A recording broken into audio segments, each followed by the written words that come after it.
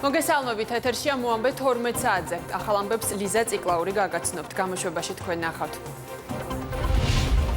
ჩრდილოატლანტიკური საბჭოს ვიზიტი საქართველოში. რა შეხვედრებია დაგეგმილი? 2020 წლის ბიუჯეტი და ეროვნული ვალუტის კურსი. მინისტრთა კაბინეტის შეხვედრა მთავრობის ადმინისტრაციაში. კატასტროფა პერუში. გარდაცვლილია 23 ადამიანი. დღეიდან ჩრდილოატლანტიკური საბჭოს ვიზიტი იწყება. დელეგაციას ნატოს გენერალური მდივნის მოადგილე უხელმძღვანელებს. კომისიის სხდომა ბათუმში 2 დღე გაგრძელდება. მაღალი რანგის სტუმრებთან შეხვედრებს გამართავს.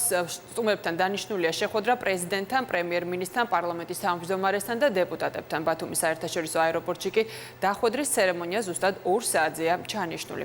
ახლა სალომე ქოქიაშვილს ჩართავთ პირდაპირ ეთერში, რომელიც უფრო დეტალურად მოგვიყვება დაგეგმილი ვიზიტის შესახებ. სალომე, გისმენთ. დიახ, პირველ რიგში აუცილებელია გავითვალისწინოთ ის, რომ საბჭო უკვე მეხუთე სტუმრობს საქართველოს და თავად ეს ფაქტი არის უპრეცედენტო, გამომდინარე იქიდან, რომ მეხუთედ საბჭო იმყოფება არაწევრ ქვეყანაში და ეს პარტნიორი, ნატოს პარტნიორი ქვეყნისთვის, მისი ასპირანტი ქვეყნისთვის არის უკვე ძალიან სერიოზული პოლიტიკური გზავნილი მხარდაჭერისა იმის თაობაზე, რომ ნატო მხარს უჭერს საქართველოს შეუქცევად სვლას ჩრდილოატლანტიკური ალიანსისკენ. რაც შეეხება უკვე თავად ვიზიტის პროგრამას, როგორც უკვე აღინიშნა, 2 საათზე დაეშვება ბათუმის საერთაშორისო აეროპორტში საბჭოს წევრთა თვითმფრინავი და დელეგაციას უხელმძღვანელებს მულერი, ნატოს გენერალური მდივნის მოადგილე. ამის შემდგომ ჩანიშნული არის პრესკონფერენცია საქართველოს პრემიერ-მინისტრთან, ის შემდეგაც დაიწყება უკვე ნატო-საქართველოს კომისიის ერთობლივი სხდომა და ჩვენ სავარაუდოდ ამ სხდომაზე უნდა ველოდოთ იმის შეფასებას, თუ როგორ ასრულებს საქართველოს არსებითი პაკეტის გათვალისწინებული ცალკეული ინსტრუმენტების იმპლემენტაციას და შეიძლება გამოიხადოს კიდეც ერთგვარი კონტურები იმისა, თუ როგორი შეიძლება იყოს მოლოდინები ნატოს ლონდონის სამიტისადმი, რომელიც წლის ბოლოს არის ჩანიშნული. კიდევ ერთი მნიშვნელოვანი საკითხი ეს არის შავი ზღვის უსაფრთხოება და ამ თემაზე ბოლო 5 წელია ძალიან აქტიურად საუბრობენ ნატოში. ბოლო 2 წელი არის მიმდინარეობს ძალიან აქტიური კონსულტაციები, მათ შორის საქართველოსთან და საქართველოს როლზე შავი ზღვის უსაფრთხოების გამტკიცების თემაზე.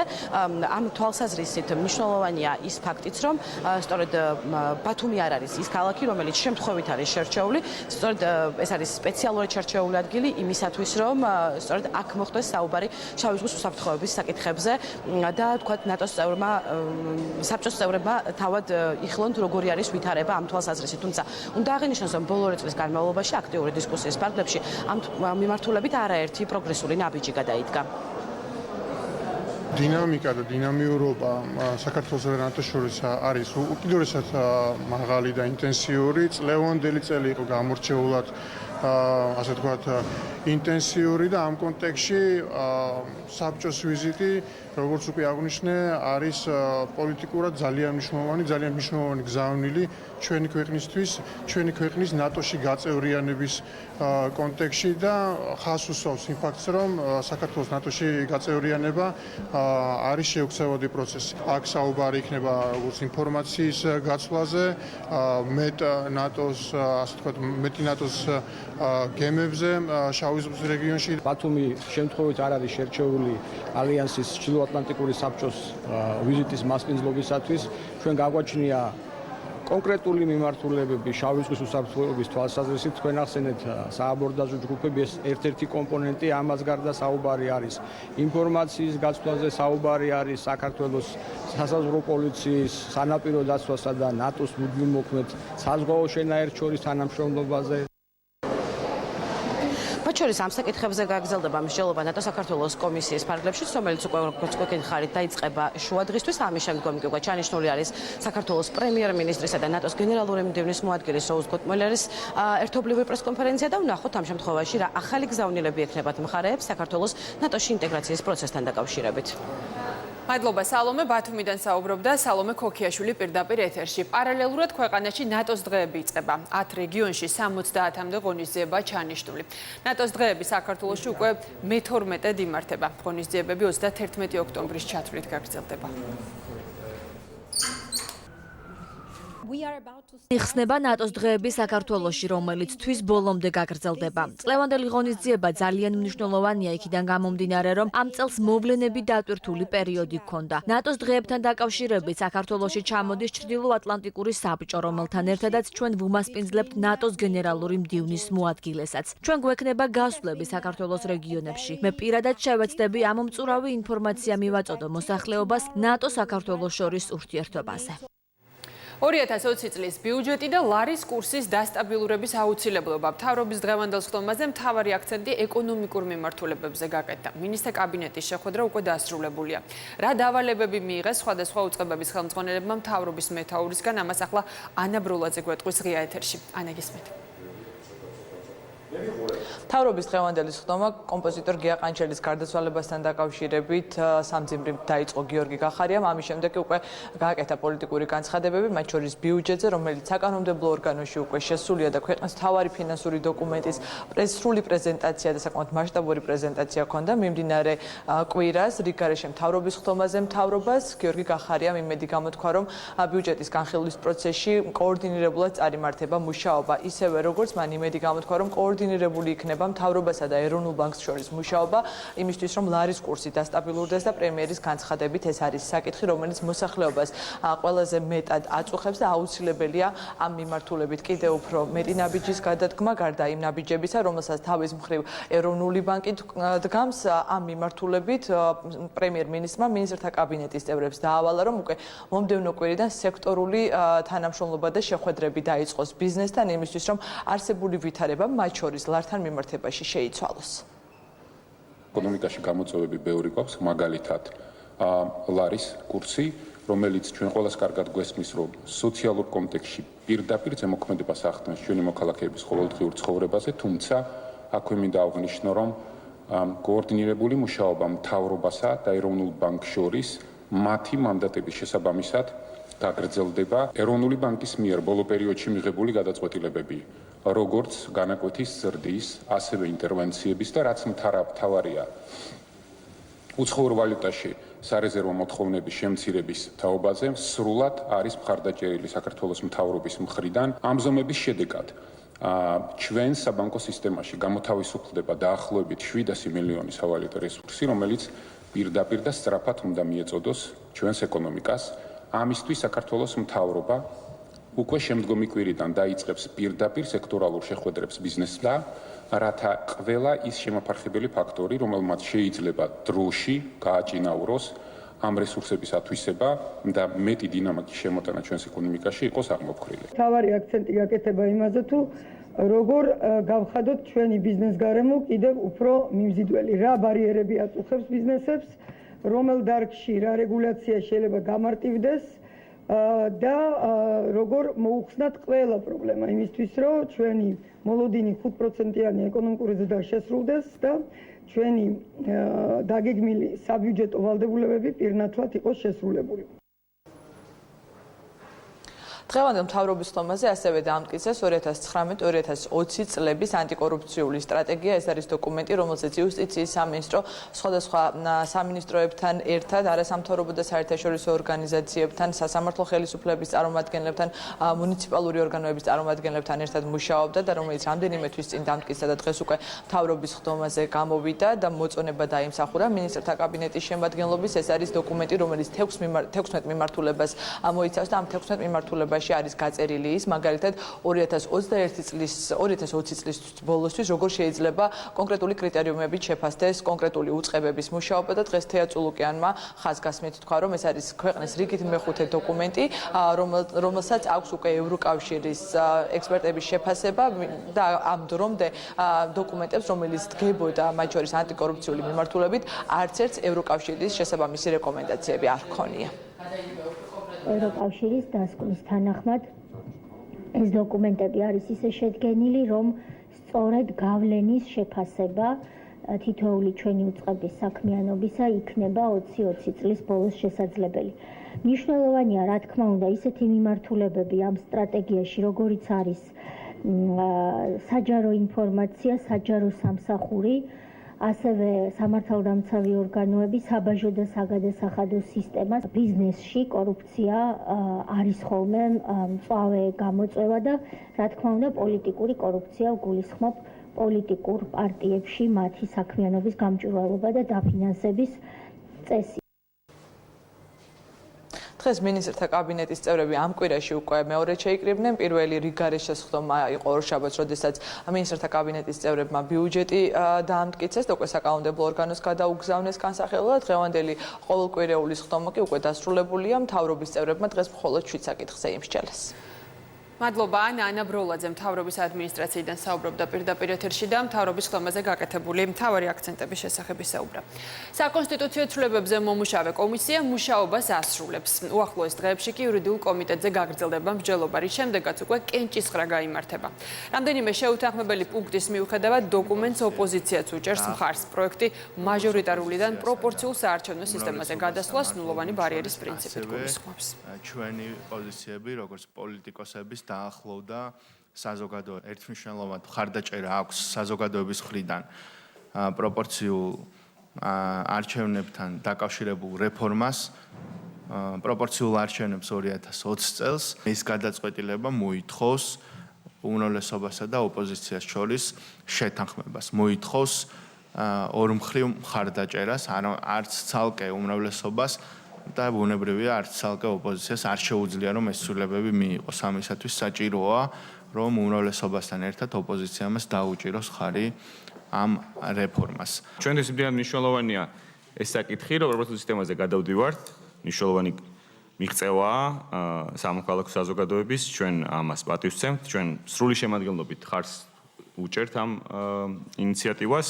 თუ თქვენ ჩათვლით, რომ ეს წინადადება ჩვენი წარმოდგენილი, რომელსაც ამყარებს ჩვენი მოქალაქეების დიდი ნაწილის ხელმოწერა, უფრო მისაღებია, ჩვენთვის ეს ვარიანტი იქნება პროპრიანი, თუ არა, მაინც მნიშვნელოვანია პრინციპული საკითხი. სრულფასოვნად იქნა წარმოდგენილი ორივე კანონპროექტი, ორივე ინიციატივა, იყო ამის შესაძლებლობა და საშუალება. მე ჩემის მხრივ როგორც ერთ-ერთი ინიციატივის მომხსენებელმა მინდა მადლობა უთხრა ერთის მხრივ საარჩევნო სისტემების საერთაშორისო ფონდს, რომელმაც გარკვეული თანადგომა გაგვიწია ამ საერთო-საჯარო განხილვების პერიოდში, მეორეს მხრივ პარლამენტის აპარატს. საპროცედურო საკითხთა და წესების კომიტეტზე ლევან გალობლიშვილის სადეპუტატო უფლებამოსილების საკითხი განიხილეს. კენჭისყრა კი სესიაზე რეგლამენტის შესაბამისად დღეს უნდა გაიმართოს. დამტკიცების შემთხვევაში გალობლიშვილი მანდატს დაიკავებს, რომელიც შოთა შალელიშვილმა საკუთარი გადაწყვეტილებით დატოვა. კანონმდებლობის შესაბამისად მისი ადგილი საარჩევნო სიის მომდევნო კანდიდატმა უნდა დაიკავოს.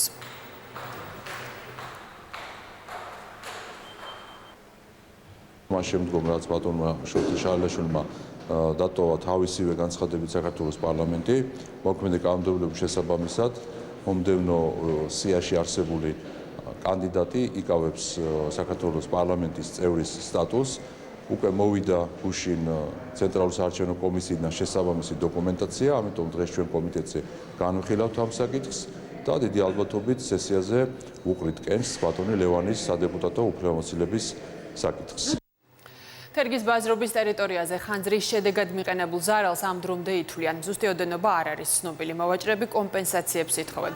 ოფიციალური განცხადებები არ კეთდება, თუმცა პირად საუბრებში სადაზღვევო კომპანიის წარმომადგენელი აცხადებს, რომ დაზღვეული მხოლოდ 3 მოვაჭრე იყო. შეგახსენებთ, ხანძარი გუშინ გაჩნდა და 250 კვადრატული მეტრის ფართობი დაიწვა. წინასწარი ინფორმაციით ცეცხლის სათამაშოების მაღაზიას გაუჩნდა. მომხდარ ფაქტზე შინაგან საქმეთა სამინისტრომ გამოძიება დაიწყო. გუშინ მუშაობდნენ ექსპერტ კრიმინალისტები, რომლებიც ადგენდნენ და დღეს ალბათ შეიძლება დღეს არა, მაგრამ რამდენიმე დღეში მოგცემენ დასკვეს თუ რამ გამოიწვია ხანძარი. შემდეგ აი რო ხედავთ, თუ ნახავთ სადღაც 70%, 80% ტერიტორიის ჩვენ მთელი ღამე ვასუფთავებდი, დავამთავრეთ, თითქმის დავამთავრეთ დასუფთავება და ალბათ რამდენიმე დღეში მივცემ საშუალებას გავუკეთებთ იმ სასაწყო ავუდგენთ იმ ფართებს, რათა ამ მოვაჭრეებს მივცეთ საშუალება და გარდა ამისა მოსახლეობამ მოიღოს მონაწილეობა და ბაზარმა გაიწოს ნორმალური ფუნქციონირება. დენი აღდგენილი, ყველაფერი გაკეთებული იმისთვის, რომ ნორმალურად იმუშაოს, გააგრძელოს ბაზარმა თავისი მუშაობა. დაკავება განსაკუთრებით დიდი ოდენობით თამბაქოს ნაწარმის აქსიზური მარკის გარეშე შენახვა გადაზიდვის ფაქტზე. ფინანსთა სამინისტროს საგამოძიებო სამსახურმა 11 ფაქტი გამოავლინა. დანაშაულის ჩადენის ფაქტზე მხილებულია 13 პირი, მათგან 7-ია დაკავებული. სასჯელი ითვალისწინებს თავისუფლების აღკვეთას 6-დან 8 წლამდე ვადით.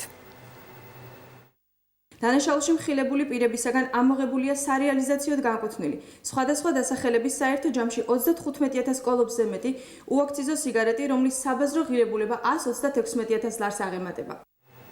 1 ოქტომბერს დაჯარიმებული ტაქსის მძღოლები ჯარიმისგან გათავისუფლდებიან. ეს გადაწყვეტილება მმართველმა გუნდმა მიიღო. დამოუკიდებელი დეპუტატი ბექა ნაცვლიშვილი კი პრემიერ-მინისტრს მოუწოდებს, რომ 1 ოქტომბერს დაჯარიმებული ტაქსის მძღოლებისთვის ჯარიმის გაუქმების თაობაზე ერთჯერადი ბრძანებულება გამოსცეს, რადგან ის აცხადებს, რომ ჯარიმის ჩამოწერის მიზნით კანონპროექტის მიღებას უფრო მეტი დრო სჭირდება. ბექა ნაცვლიშვილი აცხადებს, რომ ჯარიმების გაუქმების მიზნით გუშინ მან და რამდენიმე დეპუტატმა პრემიერ-მინისტრსა და დედაქალაქის მერს წერილით მიმართეს. უმრავლესობამ კი ეს იდეა საკუთარ ინიციატივად გამოაცხადა. ნაცვლიშვილის ამ განცხადებას გამოეხმაურა მამუკა მდინარაძე და აღნიშნა, რომ ნაცვლიშვილს წერილი გაგზავნილი ჰქონდა, გადაწყვეტილება კი მმართველმა გუნდმა მიიღო. მე მინდა იცოდეს ყველამ, ვისი დამსახურებაა ეს, მე გვარებს წავიკითხავ ახლა. ეს არის ბექა ნაცვლიშვილი, ყობა ყობალაძე, ლევან გოგიჩაიშვილი, გიორგი ლომია, გელა მიქაძე, ემზარ კვიციანი, კობერიძე ლევან, ზვიად კვაჭანტირეს და გედევან ფოფხაძე. ჩვენ გუშინ მივმართეთ პრემიერ-მინისტრს, წერილი გაუგზავნეთ. ეს არის წერილის ასლი, რომელიც გაეგზავნა პრემიერ-მინისტრს და ქალაქის მერს და დღეს ქართული ოცნების დეპუტატი მამუკა მდინარაძე გამოვიდა და თქვა, რომ ისინი ერთჯერად ამინისტიის აქტს გადმოსცემენ. კი, ეს მოწოდება იყო პრემიერ-მინისტრის მიერ ჩვენი მხრიდან. ბექას დაუდასტურებ, რომ მსგავს წერილს ის მართლა აკეთებდა და ამ წერილის გაგზავნის შემდეგ გადაწყვეტილება უნდა მოყოლოდა და გადაწყვეტილება მივიღეთ გაცილებით ადრე. და იყოს მისი ეს ინიციატივა, რა ვიცი, პრობლემა არ არის არანაირი, თავარია კარგი გადაწყვეტილება მივიღეთ. და მისი წერილის ასუხით გადაწყვეტილება უნდა ყოფილიყო და პრობლემა რა შევერხვდება. თეატრულუკიანი სახელმწიფო ინსპექტორს შეხვდა ლონდონ თოლორაიამ იუსტიციის მინისტრს დეტალური ინფორმაცია მიაწოდა იმ ღონისძიებების შესახებ, რომელიც საგამოძიებო ფუნქციის სრულფასოვან მუშაობისთვის განხორციელდა. ისაუბრეს კანონზე, რომელიც 1 ნოემბერს ამოქმედება და აპარატი თავისუფლება მოსილების შესრულებას დაიწყებს. იუსტიციის სამინისტრო იდგა ამ რეფორმის სადავეებთან და მის შედეგად შეიქმნა დამოუკიდებელი სახელმწიფო ინსპექტორის ინსტიტუტი. 1 ნოემბრიდან, რა თქმა უნდა, ჩვენ დავიწყებთ მათთან აქტიურ თანამშრომლობას, იქნება ეს იუსტიციის სამინისტროს გენერალური ინსპექციისა თუ საკუთრივ პენიტენციური სამსახურის დონეზე. როგორც მოგეხსენებათ, დამოუკიდებელი საგამოძიებო მექანიზმის შექმნის კანონპროექტზე მუშაობდა იუსტიციის სამინისტრო. ჩვენ დღეს ვისაუბრეთ იმაზე, თუ როგორ მიმდინარეობს ამ კანონის პრაქტიკაში აღსრულების პროცესი, ვისაუბრეთ ასევე იმაზე, როგორ უნდა გააგრძელოს ამ ორმა უწყებამ თანამშრომლობა 1 ნოემბრიდან. ლაგოდეხსა და ახმეტის მუნიციპალიტეტებში ტყის აღრიცხვის სამუშაოები დაიწყო. პროცესი ევროკავშირის და გაეროს განვითარების ფონდის მხარდაჭერით მიმდინარეობს. ღონისძიებები გარემოს დაცვა და სოფლის მეურნეობის მინისტრმა გაეროს განვითარების პროგრამის ხელმძღვანელთან გამართულ შეხვედრაზე განიხილა. ფონდის მხარდაჭერით 2020 წელს ტყის აღრიცხვის სამუშაოები დედოფლის წყაროსა და თეთრწყაროს მუნიციპალიტეტებშიც განხორციელდება. 90-იანებიდან არ განხორციელებდა საქართველოში ინვენტარიზაციის სამუშაოები, ახალი მეთოდოლოგიით ჩვენ მოამზადეთ ექსპერტები, ახალგაზრდა სპეციალისტები, 15 სპეციალისტი ევროკავშირისა და UNDP-ის მხარდაჭერით, იმისთვის რომ ეროვნულმა სატყეო სააგენტო თვითონ მოახერხოს ტყის ინვენტარიზაცია. ჩვენი მიზანია საქართველოში ტყეების მდგრადი მართვა, ტყის აღრიცხვა ინვენტარიზაციის პრინციპების შესაბამისად. ასევე აღნიშნული მიმართულებით ტრენინგების ჩატარება და ადგილობრივი მოსახლეობის ცნობადობის ამაღლება, არა მხოლოდ ტყის რესურსების დაცვისა და გამოყენების, არამედ ბუნების დაცვის კუთხითაც. მარნეულის მუნიციპალიტეტის 2 სოფელში მელიორაციის სამსახური ინფრასტრუქტურის გასაუმჯობესებელ სამუშაოებს იწყებს. სოფელ ხიხანსა და შაუმიანში სარწყავს სისტემას რეაბილიტაცია ჩაუტარდება. ინფრასტრუქტურის გასაუმჯობესებელი სამუშაოები სადგურების მშენებლობას, მილსადენების და სხვა ნაგებობების მოწყობას გულისხმობს.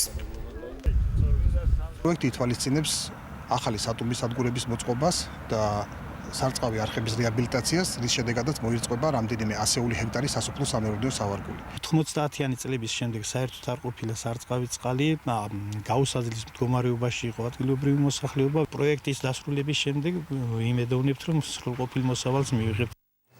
ახლა კი ქვეყნის ფარგლებს გარეთ მომდინარე მოვლენების შესახებ კიევში მაიდანზე მომიტინგეებმა შტაინმაიერის ფორმულა გააპროტესტეს. დემონსტრანტების მთავარი ლოზუნგი იყო უარი კაპიტულაციას. უკრაინის დედაქალაქის ცენტრში 1000-ზე მეტი ადამიანი შეიკრიბა. შეგახსენებთ, ანალოგიური აქცია გუშინ უკრაინის პრეზიდენტის ოფისთანაც შედგა, მანამდე ცნობილი გახდა, რომ უკრაინამ წერილი გაუგზავნა EUTOS სპეციალურ წარმომადგენელს, რომელშიც შტაინმაიერის ფორმულას დათანხმდა. ერაყში ანტისამთავრობო გამოსვლების გამო ინტერნეტთან წვდომა შეიზღუდა. ხელისუფლებამ ასევე დაბლოკა Facebook-ი, Twitter-ი, Instagram-ი და WhatsApp-ი, ასევე სხვა სოციალური ქსელები და მესენჯერები. ამასთან მასობრივი საპროტესტო გამოსვლების ფონზე ერაყის ხელისუფლება კომენდანტის საათი დააწესა და მნიშვნელოვან ობიექტებთან დამატებითი ძალები განალაგა. ერაყის დედაქალაქსა და სხვა ქალაქებში მასობრივი საპროტესტო გამოსვლები 1 ოქტომბერს დაიწყო. დემონსტრანტები ქვეყანაში კორუფციის, უმუშევრობის და არსებული სოციალური პირობების წინააღმდეგ გამოდიან. ბრექსიტთან დაკავშირებით დიდი ბრიტანეთის პრემიერ-მინისტრის ბორის ჯონსონის ახალ გეგმაში არსებობს პოზიტიური ძვრები, თუმცა კვლავ რჩება პრობლემური ადგილები, რომელიც დამუშავებას საჭიროებს. ამის შესახებ ნათქვამია ევროკომისიის პრეზიდენტის ჟან-კლოდ იუნკერის განცხადებაში. დოკუმენტი იუნკერისა და ბორის ჯონსონის სატელეფონო საუბრის შემდეგ ევროკომისიის ოფიციალურ ვებგვერდზე გამოქვეყნდა. სადაო საკითხებად კვლავ რჩება ჩრდილოეთ ირლანდიასა და ირლანდიას შორის საზღვრის რეგულაცია. ბრიტანეთის პრემიერ-მინისტრის განცხადებით გეგმის ალტერნატივა ევროკავშირიდან ბრიტანეთის შეთანხმების გარეშე გასვლა. ფხენიანმა იაპონიის ზღვაში ახალი ბალისტიკური რაკეტის წარმატებულად გამოცდის შესახებ განაცხადა. ინფორმაციას ამის შესახებ ჩრდილოეთ კორეის სახელმწიფო მედია ავრცელებს. როგორც ფხენიანში აღნიშნავენ, პირველად მსგავსი ტიპის რაკეტა წყალქვეშა ნავიდან გაუშვეს. აღსანიშნავია, რომ ჩრდილოეთ კორეამ ბალისტიკური რაკეტა ამერიკის შეერთებული შტატებთან დაგეგმილი სამუშაო შეხვედრამდე ცოტა ხნით ადრე გამოსცადა. ვაშინგტონსა და ფხენიანს შორის სამუშაო კონსულტაციები 5 ოქტომბერს არის დაგეგმილი. პერუში ავიაკატასტროფას 23 ადამიანი ემსხვერპლა. ადგილობრივი მედიის ცნობით სამგზავრო ავტობუსი 100 მეტრის სიმაღლიდან ხევში გადავარდა. ავარია დამაკავშირებელ გზაზე მოხდა. უბედური შემთხვევის დროს ავტობუსში 50-ზე მეტი ადამიანი იმყოფებოდა. დაშავებულები საავადმყოფოებში არიან გადაყვანილი. ავარიის მიზეზის დასადგენად კი გამოძიებაა დაწყებული.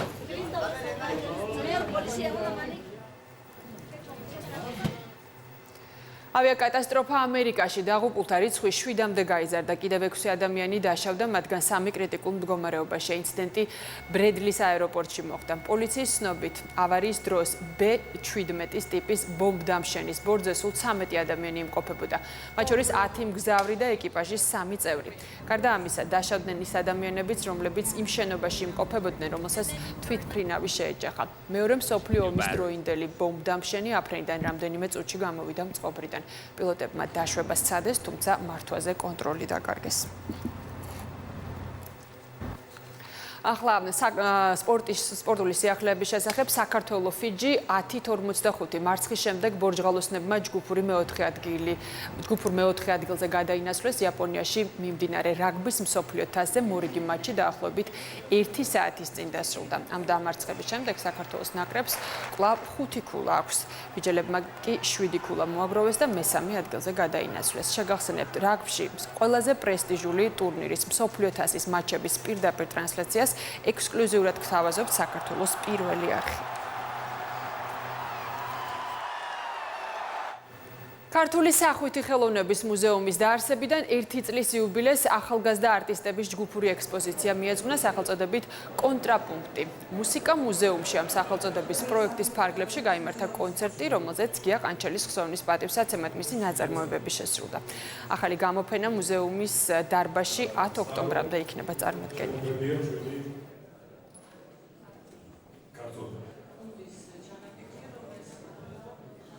საკონცერტო დარბაზში, სადაც გაიმართება კამერული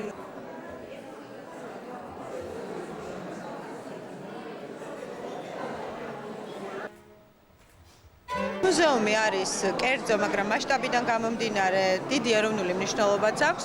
და ეს არის ერთგვარი ხიდი და დიალოგის მცდელობა უფროსი თაობის და ახალი თაობის მხატვრებს და არტისტებს შორის. უკვე იგრძნობა სხვა ახალგაზრდული მუხტი, გემოვნება, ყველაფერი განსხვავებულია და ეს მე ძალიან მახარებს და ძალიან მსიამოვნებს. კასპიის სოფელ ლამისყანაში ქართული ხმების სოლო კონცერტი გაიმართა. ანსამბლმა სხვადასხვა კომპოზიტორების 20 ყველასთვის საყვარელი სიმღერა შეასრულეს ორბელიანთა სასახლის ეზოში, მათ შორის ჰერიო ბიჭები, რომელიც გიაყანჩელის ხსოვნას მიეძღვნა.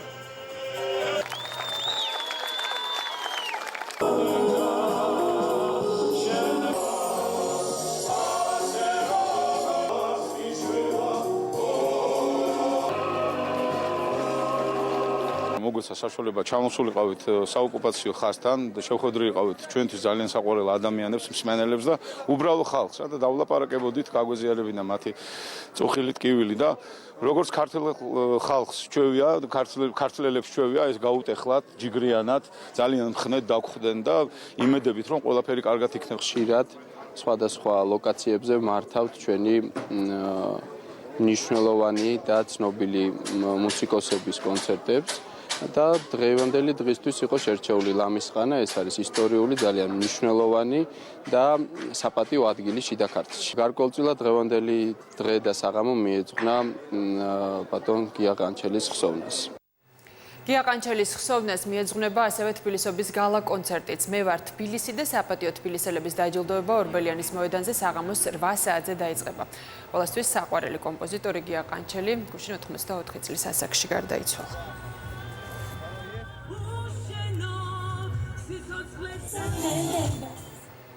ახლა კი დროა გადავინაცვლოთ გადაცემა ნაშუა დღეების სტუდიაში და რა თქმა უნდა გავიგოთ თუ რა თემებზე იქნება დღეს საუბარი. ნინუცა, მოგესალმები. მოგესალმები ლიზა, დღეს ჩვენს მაყურებელს ტრადიციულად ბევრ საინტერესო თემას შევთავაზებთ. სახვითი ხელოვნების მუზეუმი დაარსებიდან 1 წელი გავიდა და ამ საიუბილეო თარიღს მუზეუმი სხვადასხვა ღონისძიებით აღნიშნავს. ვილაპარაკებთ 21 საუკუნის ერთ-ერთ ყველაზე დიდ გამოწვევაზე, ნარკოდამოკიდებულებაზე და მოგიყვებით ანონიმური უფასო ონლაინ კონსულტაციის სერვისის შესახებ. გავიგებთ რა არის კორპორაციული სოციალური პასუხისმგებლობა და რატომ არის მნიშვნელოვანი ეს ქართული ბიზნესისთვის.